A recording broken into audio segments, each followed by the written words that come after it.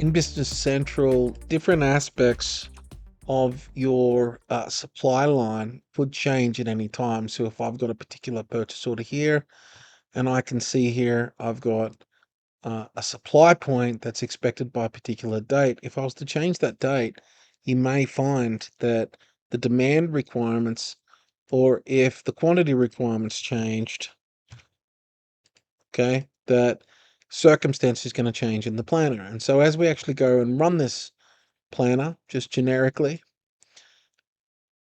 you can see now that I've got a few action messages which are saying, well, this purchase order right now, cancel. And so we can actually, from the requisition worksheet, carry out the action message and cancel a PO. That's now gone. This one here has original quantity of 41 down, so it's changing the each. We can turn around and understand there's a pack here at 0.003.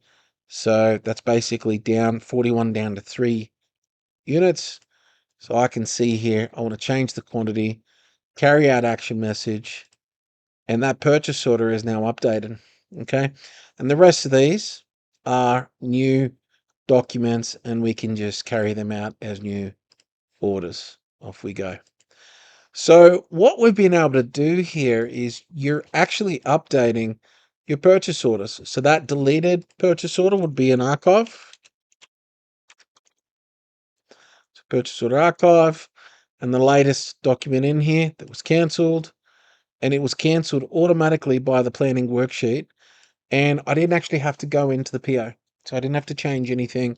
It can be automated, which is really, really super cool.